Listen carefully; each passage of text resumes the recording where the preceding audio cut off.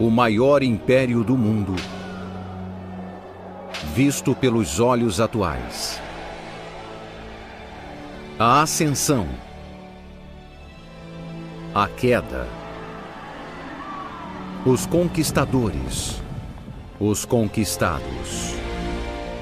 Roma, o grande império.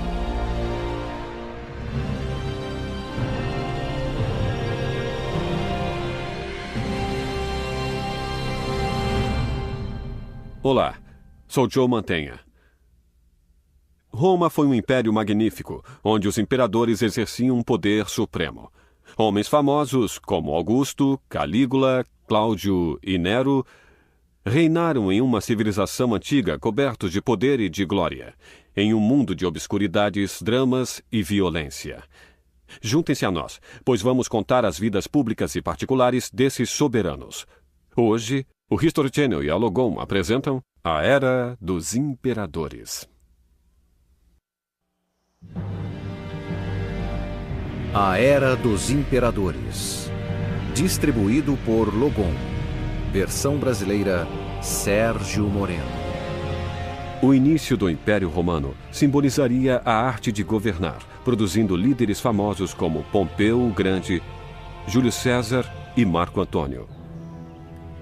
Mas, em 31 a.C., o governo republicano que já existia há quase 5 séculos tinha sido desmembrado.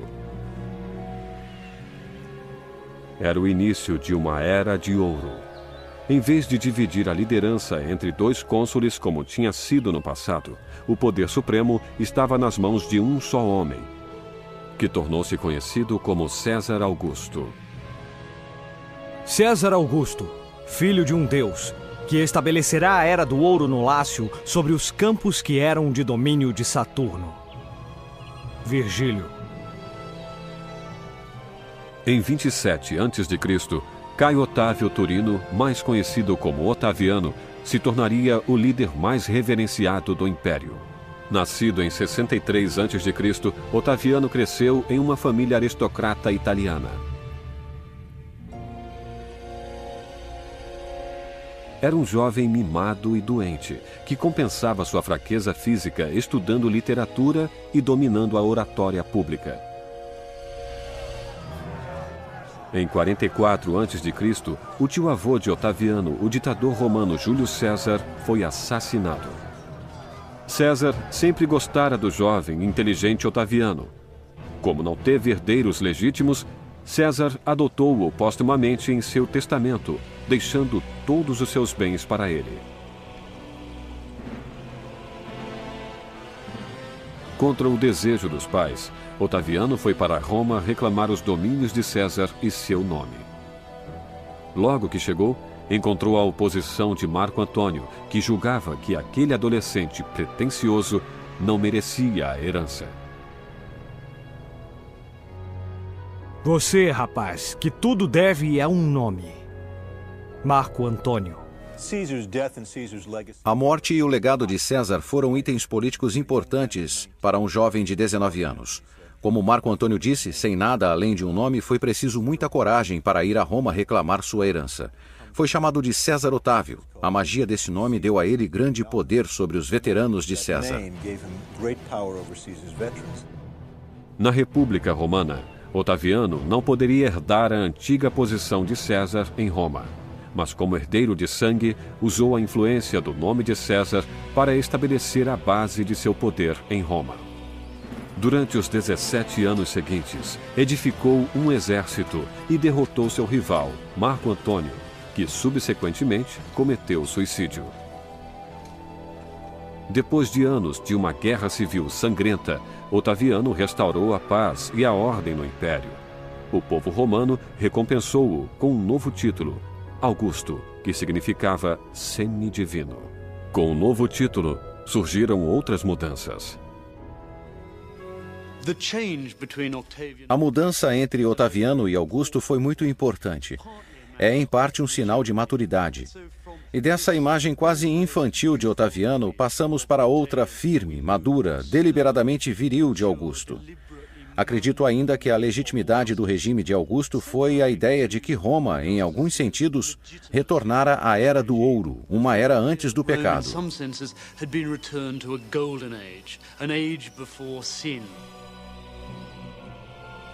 Augusto tornou-se o primeiro de uma longa sucessão de imperadores que governariam Roma nos 500 anos seguintes. Era então o único governador do mundo mediterrâneo que incluía a Itália, o Egito, a Síria, a Espanha, a Gália e partes da Ásia Menor. Estabelecido em um cargo que seria vitalício, Augusto tinha o direito de indicar os governadores das províncias, de propor leis, de presidir as cerimônias públicas e de controlar o Senado. Durante o Império Republicano, o Senado governava a política, que agora estava sob as ordens imperiais. O Senado foi assim destituído de seu antigo poder. Sua função era um pouco mais do que dirigir o tesouro imperial. O povo romano concordou com unanimidade que eu deveria ser eleito o mantenedor das leis e da moral, sozinho e com poder total. Augusto. Júlio César pode ter sido o maior comandante militar romano, mas seu filho adotivo se tornaria o maior político de Roma. Augusto era um homem educado, de inteligência rápida, que sabia como dominar o Senado. Diferentemente de Júlio César, Augusto era frugal e não ligava nem um pouco para sua aparência física. Ele era tão distante de cuidados com seus cabelos que vários barbeiros tinham que trabalhar ao mesmo tempo rapidamente. E quanto à barba, era aparada ou então raspada, enquanto ao mesmo tempo estaria lendo ou escrevendo alguma coisa. Suetônio. Não se pode dizer que Augusto fosse um líder militar. Não se importava com a política externa, dando mais atenção a assuntos internos. Melhor dizendo, a paz romana, uma política para manter um império pacífico. No início de seu reino, em 27 a.C., a população de todo o império crescera para milhões de habitantes. Uma das grandes forças do Império Romano era a cidadania romana. Diferentemente de outros impérios ou outras sociedades, os romanos costumavam oferecer cidadania às novas províncias conquistadas, novos povos vencidos. A cidadania tornou o Império Romano uma grande mistura de raças. Os cidadãos romanos tinham certos direitos. Só as crianças das famílias ricas poderiam receber a educação primária, mas somente os meninos de famílias abastadas poderiam frequentar a escola secundária. Enquanto isso, as meninas eram geralmente obrigadas a aceitar casamentos arranjados. A família romana era uma instituição peculiar. A figura que tinha o poder era chamada de pater familias, o pai da família, que dominava os filhos, os netos, os bisnetos, seguindo a linhagem masculina. Dominava sua mulher e também suas filhas solteiras. Tinha o poder de executar filhos e filhas se assim o desejasse. Tinha o poder de obrigar os filhos a se casarem e também a se divorciarem.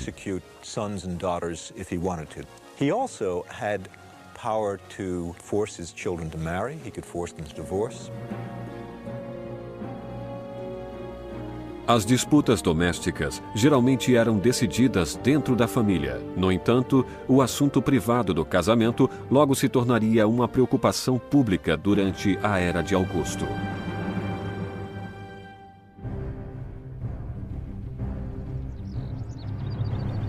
Durante o período imperial, os homens eram considerados um bem de alto valor. O imperador Augusto sabia disso muito bem, já que a população masculina vinha diminuindo. Os jovens, portanto, eram necessários para fortificar um exército enfraquecido e para ocupar os postos governamentais. Para isso, o imperador instituiu regras que encorajavam os homens das classes superiores a se casar e a procriar. Se sobrevivêssemos sem esposa, cidadãos de Roma, nenhum de nós teria esse aborrecimento. Mas já que a natureza assim decretou, devemos planejar nossa preservação duradoura em vez de nosso prazer temporário. Augusto. O que ele fez, assim pensando, foi regular os casamentos. E se um senador romano se casasse cedo e tivesse filhos, os filhos eram a meta. teria certas dispensas, poderia se candidatar mais cedo, poderia herdar de maneira mais simples. Se não tivesse filhos em uma determinada idade, sofreria penalidades. Não poderia herdar toda a quantia que alguém lhe destinasse. As mulheres também eram incentivadas a casar. Se uma esposa tivesse 3 filhos ou mais, poderia herdar as propriedades do marido ou do pai quando morressem. Antes de Augusto subir ao poder, as mulheres não tinham direito a propriedades, nem poderiam viver independentemente. Mas, mesmo com todos esses incentivos, ter filhos ainda representava uma carga pesada. Dar à luz era perigoso para as mulheres e muitas morriam de parto. O controle da natalidade e o aborto eram praticados tanto nas classes baixas quanto nas altas. Chegou a nossas mãos uma obra de um médico grego do século I que escreveu sobre essas coisas. Um dos métodos de controle era chamado o método do ritmo, mas infelizmente parece que ele não achou o ritmo certo, pois muitas mulheres morreram nessa época. Quanto ao aborto, temos notícias dos métodos usados, sendo que alguns deles são nossos conhecidos. Aconselhavam banhos quentes, pular muito, levantar objetos pesados, cavalgar animais, coisas desse tipo. Augusto promovia o casamento e a família em um esforço para reformar o que acreditava ser a queda da moral da sociedade romana. No entanto, logo descobriria que seu plano de valores familiares causaria um escândalo dentro do Palácio Imperial. Durante séculos, os romanos gozaram livremente de seus prazeres e desejos sexuais, participando de grandes orgias ou mantendo romances clandestinos. Mas em 2 a.C., o imperador iniciou uma cruzada para limpar o que acreditava ser um comportamento imoral. Instituiu legislações para valores familiares, tornando o adultério um crime. Romances extraconjugais não eram mais um problema particular entre o marido e a mulher. Era um assunto do Estado. Se uma mulher fosse apanhada em adultério, não só perderia uma boa parte de sua propriedade. Seu marido poderia se divorciar e ela seria exilada para uma ilha onde viveria em circunstâncias desagradáveis, longe da família e de Roma.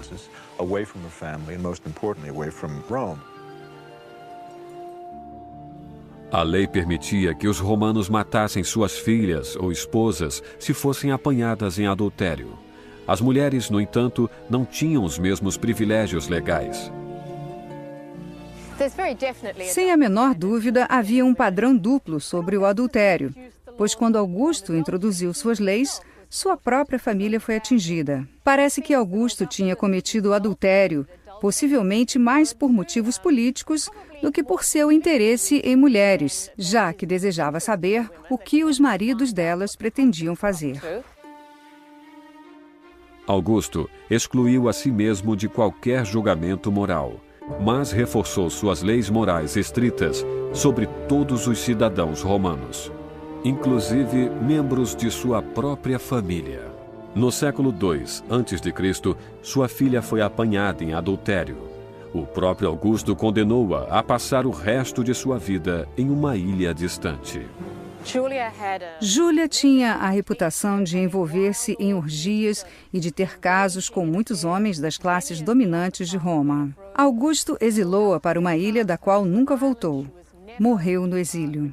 Mas é interessante pensar que na primeira família imperial, a família de Júlio até Cláudio, de 5 imperadores, 6 de suas mulheres foram exiladas por adultério. Essa também era uma maneira de livrar-se de mulheres que pudessem ser perigosas. Muitas vezes suspeitavam-se de que os homens com quem elas estavam envolvidas talvez fossem os motivos de seus exílios, não eram só o adultério.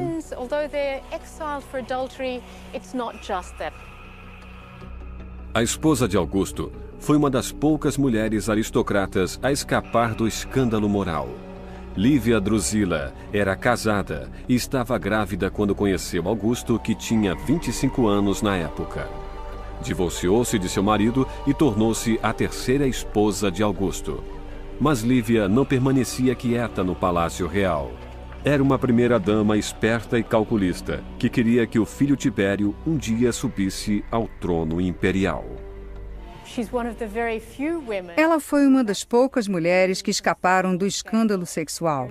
Nunca houve uma mancha na vida particular de Lívia e, nesse aspecto, ela era muito diferente das outras mulheres que viviam rodeadas por escândalos sexuais, por histórias de orgias e outros fatos semelhantes. Apesar de Augusto não ser muito fiel, permaneceu casado com Lívia até sua morte. O antigo autor Suetônio escreveu que Augusto amou-a e estimou-a até o fim.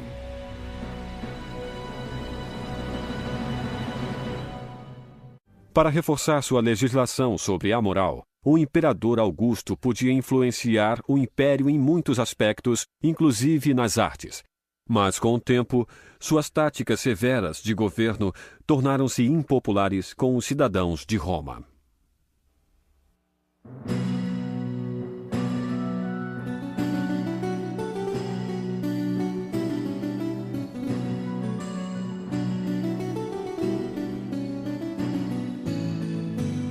O Império Romano produziu algumas das maiores mentes literárias da história.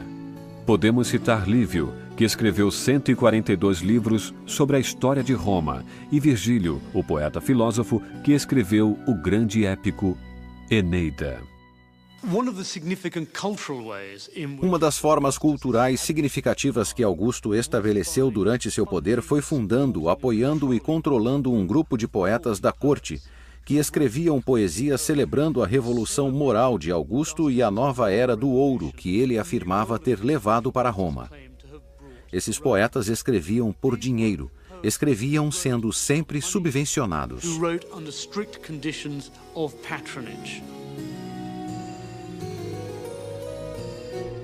O imperador Augusto ditava que tipos de livros os autores romanos poderiam escrever, mas nem todos os autores obedeciam seu decreto.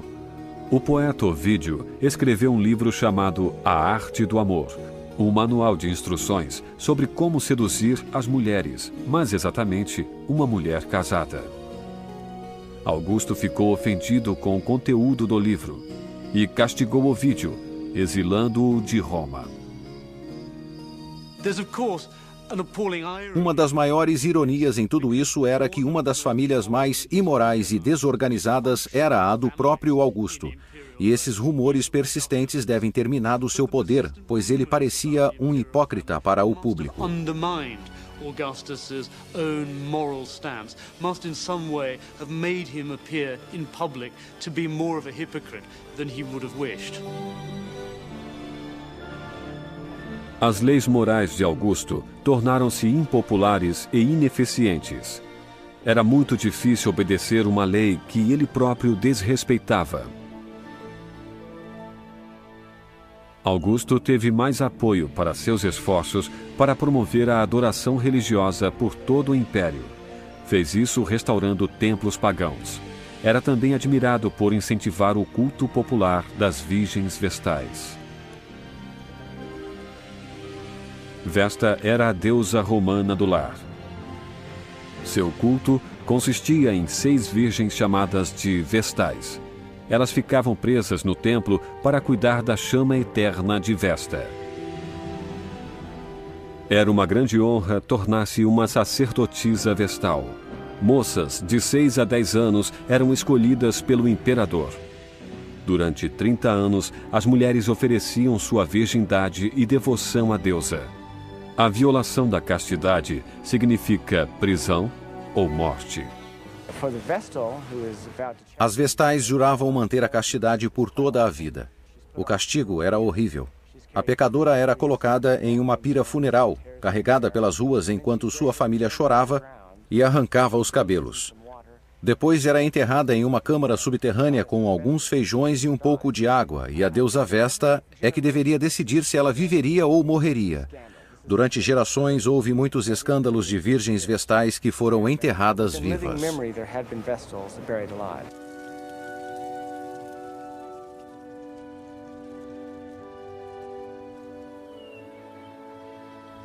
Durante seus 40 anos no trono imperial, Augusto fez várias reformas que elevariam seu nome como um dos maiores imperadores. Construiu estradas e pontes, limpou as ruas da cidade e chegou a criar um departamento contra incêndios. Revitalizou Roma, tornando-a a cidade mais opulenta do mundo. Cidade de mármore. Quando a encontrei, era uma cidade de tijolos. Augusto. Em 14 depois de Cristo, Augusto sofreu um infarto, ficando às portas da morte. O imperador de 74 anos começou a pensar quem ele nomearia seu sucessor. A sucessão era um problema perpétuo para todos os imperadores romanos. Em resumo, eles teriam que estabelecer suas credenciais de dinastia, seu relacionamento com Augusto e também mostrar que eram os melhores cidadãos para governar. E essas duas coisas geralmente são difíceis de estarem juntas. Augusto não teve filhos para herdar o trono. Enquanto a morte se aproximava, o império esperava ansiosamente descobrir quem seria o imperador seguinte, posição herdada por um filho ou parente de sangue. Sem um herdeiro de sangue, Augusto passou seu título para seu enteado Tibério. Mas apesar de sua mãe se esforçar muito para convencê-lo a aceitar o trono, Tibério não queria o cargo. Achava que ser imperador era muito perigoso. Conquistas hostis, revoltas e intrigas familiares eram constantes. Dos 12 primeiros imperadores, 4 morreram pacificamente, 2 cometeram suicídio e outros 6 foram assassinados. Os imperadores romanos sabiam que sempre havia o perigo de morte violenta, talvez no campo de batalha, mas mais provavelmente pelo assassinato, ou por um de seus próprios oficiais, ou por outro político romano. Outros senadores muitas vezes estavam envolvidos em complôs contra a vida do imperador.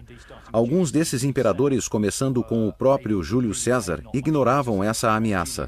Júlio César disse que preferia morrer uma vez do que constantemente, por temer a ameaça de assassinato.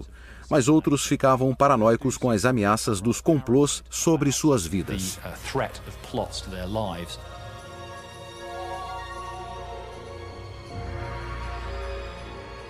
O próprio Augusto escolhia sua guarda pretoriana.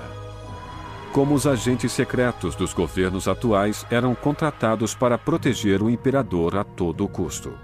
Todos os que visitavam o palácio eram revistados, mas às vezes até os guardas pretorianos achavam difícil proteger os imperadores de seus próprios filhos, que muitas vezes tinham um comportamento desregrado.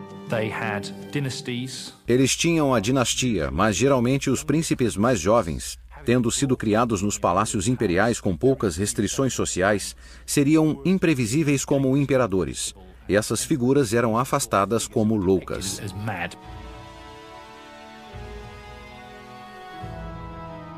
Com o crescimento do império e riqueza, muitos príncipes reais tomavam medidas desesperadas para ocupar o trono. Muitos imperadores descobriram que a ameaça de assassinato vinha de dentro do palácio, de dentro da família imperial.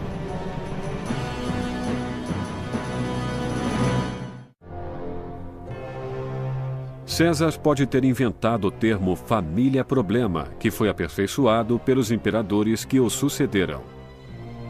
Depois de 23 anos no trono, Tibério morreu. Seu sucessor foi seu sobrinho-neto Calígula, que foi considerado louco. Disse que Calígula era epilético e tinha insônia, que lhe deu muito tempo para planejar as execuções da mãe e dos irmãos, assim como cometer incesto com suas irmãs. Amava os animais de modo estranho, chegou a nomear seu cavalo como cônsul.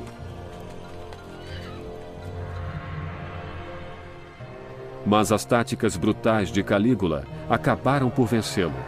Em 41 d.C., foi assassinado por seus senadores. O tio de Calígula, Cláudio, sucedeu-o no trono. Quando Cláudio soube que o sobrinho tinha sido assassinado, escondeu-se atrás das cortinas do palácio, temendo os assassinos. Foi descoberto pela guarda pretoriana. Sem alguém apropriado para substituir Calígula, os pretorianos forçaram os romanos a tornar Cláudio seu novo líder. Mas Cláudio sempre temeu os assassinos de Calígula. Quando ele andava, seus joelhos fraquejavam e possuía outros traços desagradáveis. Espumava pela boca, seu nariz escorria, gaguejava e a cabeça tremia o tempo todo. Suetônio.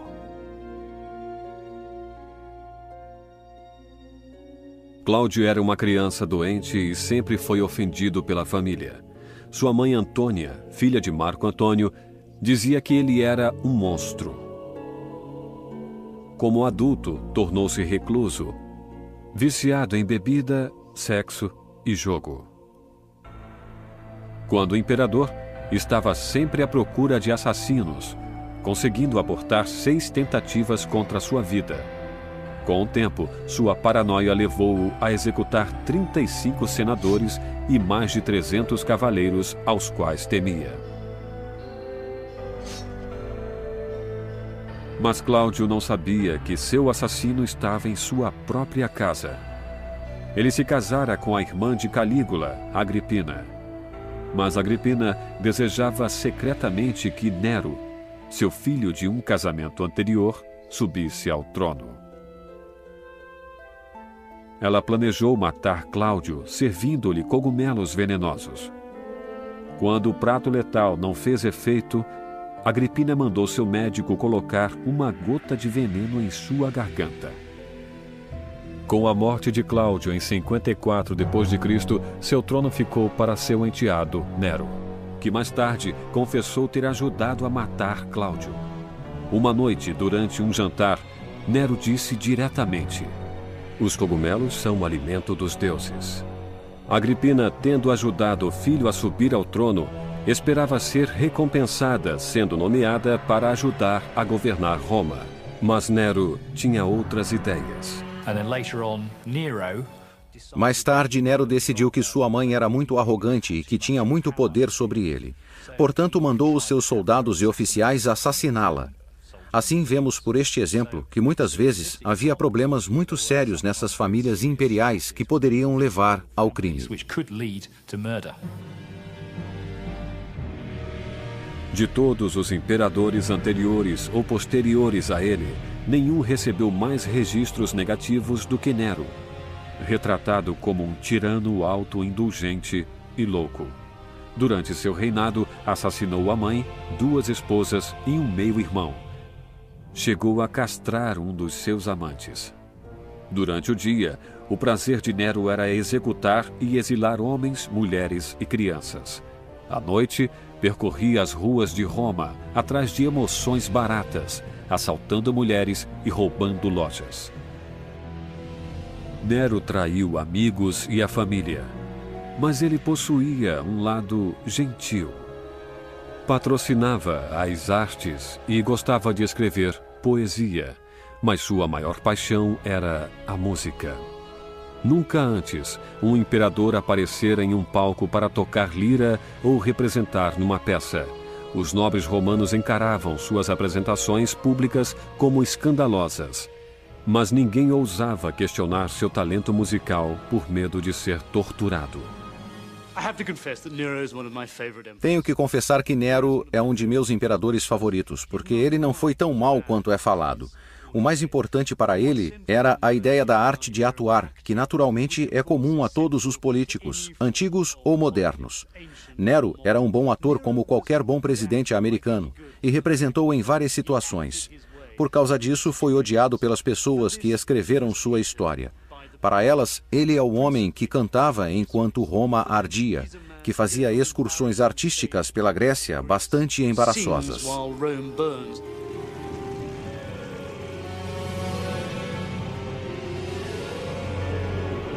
Em 64 d.C., Nero viu-se frente a um desastre.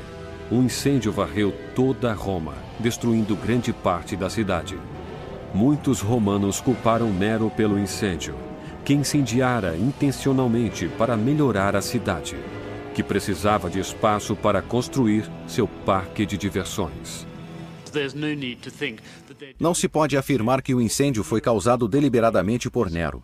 Na verdade, o grande incêndio de Roma acabou com a maioria dos barracos no centro da cidade, permitindo que Nero construísse sua Casa Dourada, um fantástico parque de diversões que ele abriu para os cidadãos romanos, para todos os habitantes da cidade. Foram somente os aristocratas que rejeitaram a política populista de Nero, que viram esse ato como uma extravagância. Mas eu imagino que aquele parque foi uma espécie de Disneylândia romana, fundada pelo imperador. Alegria para todos. E que foi odiada pelos aristocratas que pensavam poder ter a posse e o controle do imperador.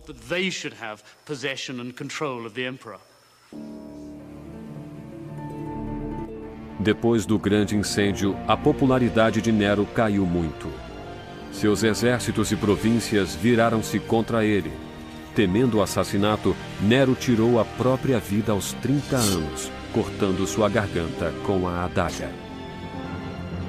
Egocentrista até o final, segundo seu secretário, as últimas palavras de Nero foram: "Que artista o mundo está perdendo." No ano posterior ao suicídio de Nero, o império passou por 3 imperadores, cada um deles rapidamente tendo morte violenta. No final de 69 d.C., Vespasiano tornou-se o 9º imperador de Roma. Vespasiano, um italiano de classe média, foi mais querido do que seus 3 antecessores que vinham da classe alta. Vespasiano começou a reconstrução da cidade queimada pelo fogo. Além da construção de templos e edifícios públicos, mandou erigir um grande anfiteatro. A Arena de Pedra dominou o horizonte da cidade. Tornar-se-ia um símbolo imponente do poder e da glória eterna de Roma.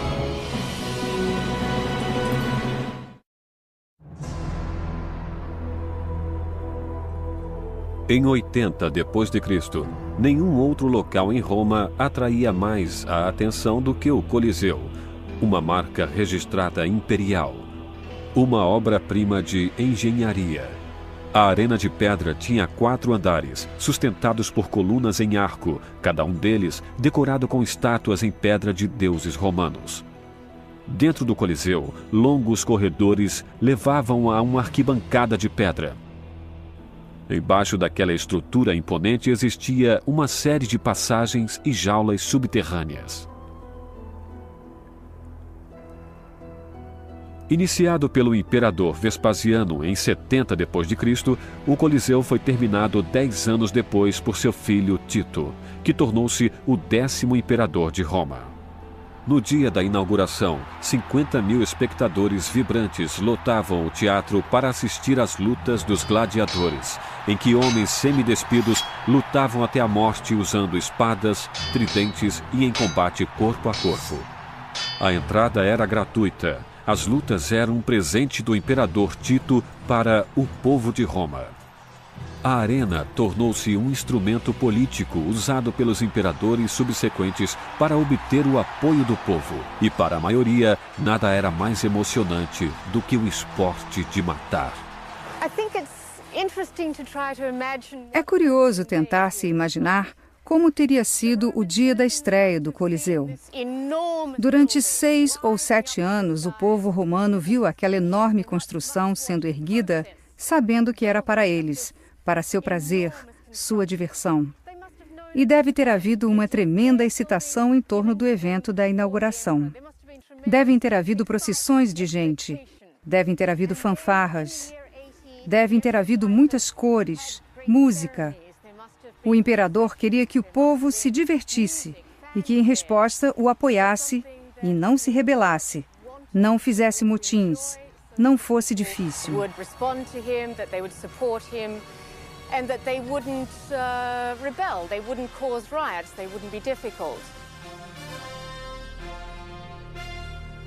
Alguns gladiadores eram voluntários nessa carreira perigosa. Eram treinados em escolas especiais, esperando conquistar fama e recompensas financeiras. No entanto, a maioria dos gladiadores era fundamentalmente prisioneiros, criminosos e escravos. Para eles, as lutas eram um meio de ganhar a liberdade ou uma batalha terrível para permanecer vivos. Muitas vezes lutavam uns contra os outros. E tinha-se um homem com uma rede que era ágil, porque não carregava todo aquele equipamento pesado, lutando contra um gladiador super armado, e as pessoas apostavam dinheiro em quem achassem que venceria. Existe alguma evidência de que durante alguns períodos da história romana houve mulheres gladiadoras. Os espetáculos de gladiadores não apresentavam só lutadores. Animais exóticos eram importados do norte da África e da Ásia. No dia de um evento, centenas de tigres, leões e ursos eram mantidos em jaulas sob o Coliseu. Um sistema de roldanas levantavam as jaulas ao nível da arena, quando deveria haver lutas de animais. Havia uma programação para o espetáculo do Coliseu que tinha seu clímax no fim do dia. Pelas manhãs, havia as lutas de animais em que um animal menor era atacado por um animal maior.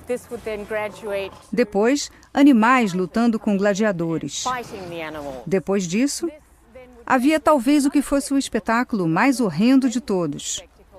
A sessão do meio-dia, em que criminosos eram levados para a arena e simplesmente executados para a diversão do público. O Coliseu era somente um dos vários locais que apresentavam esses esportes para espectadores. Desde os dias de Espartaco, em 80 a.C., anfiteatros semelhantes de pedra eram construídos em quase toda a província romana. Estou no anfiteatro de Siracusa, que é muito interessante. Foi construído aproximadamente em 200 d.C. Uma das coisas que os construtores desses locais tinham que pensar era na proteção dos espectadores contra os animais selvagens. Uma das maneiras foram as barreiras, que geralmente eram arredondadas para o caso dos animais tentarem saltá-las, pois escorregariam.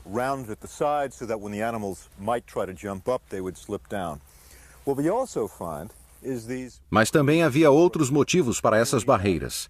Aqui temos uma inscrição que diz que este lugar era marcado, reservado para a família de Statílios, o local que essa família comprou para sentar-se nos espetáculos.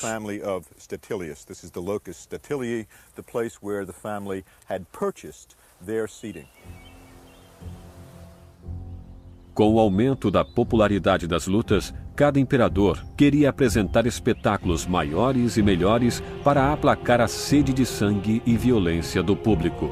Muitas vezes, o Coliseu era inundado para apresentar batalhas navais. Anos mais tarde, em 107 d.C., o imperador Trajano apresentou o espetáculo sangrento maior de todos. 10.000 gladiadores e mais de 11.000 animais foram mortos brutalmente. Está claro, no entanto, que o ser humano é fascinado por sangue, pela violência, pelo crime, e nas sociedades modernas podemos dizer que temos coisas semelhantes como touradas, lutas de cães, a violência que vemos em programas na televisão. Mas no final, acredito que a diferença entre a que vemos na televisão e pela qual somos fascinados é muito diferente dos massacres deliberados de seres humanos exclusivamente para o divertimento do público.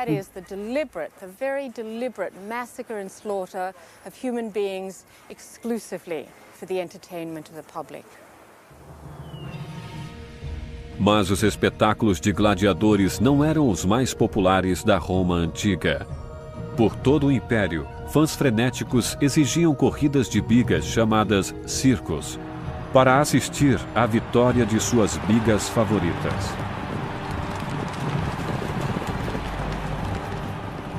As bigas e seus cavalos estavam divididos em equipes chamadas vermelhos, azuis, verdes e brancos.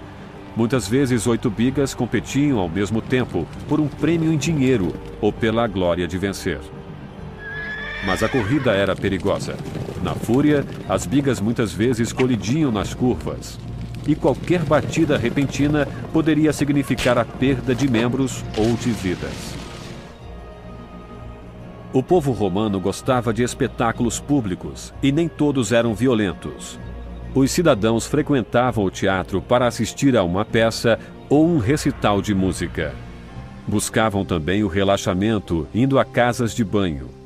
Os romanos visitavam esses antigos spas diariamente para lavar-se, exercitar-se ou até mesmo para reuniões de negócios.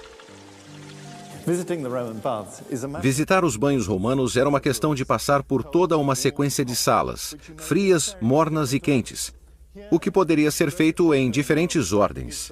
Esta grande sala cheia de ecos é o Frigidarium, a sala fria. E no final temos um mergulho revigorante na banheira gelada até o queixo.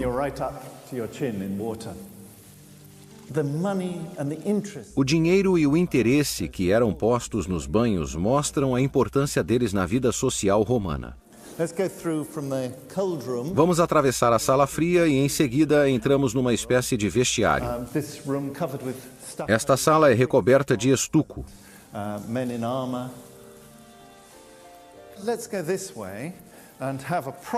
E vamos mergulhar aqui, o que é quase como um banho termal. Yeah, this is almost like this is a thermal bath. Again, nearly 6 foot. Mais uma vez, descendo os degraus, entro na água até o peito. No centro da banheira existe um mecanismo de aquecimento e embaixo de nós existe um forno que mantém água quente subindo continuamente pelos lados. And down below us there's another furnace and this would be continuously warm, sending up warm water all around this pool. And you can imagine E facilmente 30 pessoas podem banhar-se aqui. O fato de 30 ou 40 pessoas nuas estarem juntas numa banheira era uma das preocupações morais dos romanos, pois acontecia o que acontece quando as pessoas ficam nuas juntas. E uma maneira de lidarem com isso era dizendo: vamos separar os homens das mulheres, porque banhos mistos nus é um pouco demais para pedir-se de uma civilização.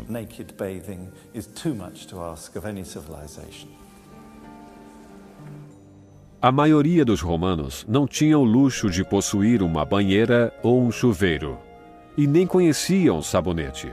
Portanto, visitavam frequentemente os banhos. Limpavam-se passando óleo na pele, esfregando-a com um instrumento curvo de metal. Além do banho, eram oferecidas massagens, cera corporal e depilação.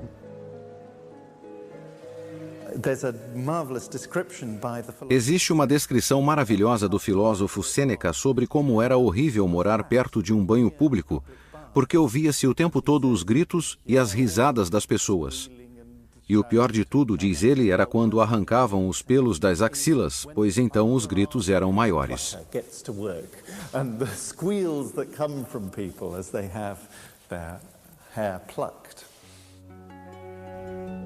O Império Romano oferecia grande variedade de passatempos públicos para seus cidadãos se divertirem.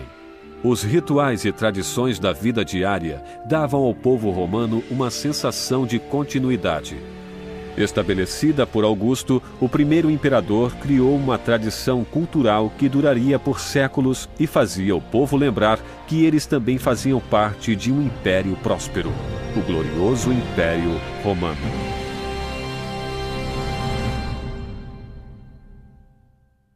Dentro dessa cidade eterna, os imperadores criaram uma terra de fantasia para a diversão da população. Um lugar onde os cidadãos comuns participavam da pompa antes reservada somente aos reis e aristocratas. Mas se examinarmos esse império de extensas fronteiras e monumentos colossais, não podemos esquecer que ela foi uma sociedade baseada na escravidão e na brutalidade. O Império Romano foi um lugar de contrastes chocantes, ricos e pobres, bem e mal, o melhor e o pior da natureza e do espírito humanos.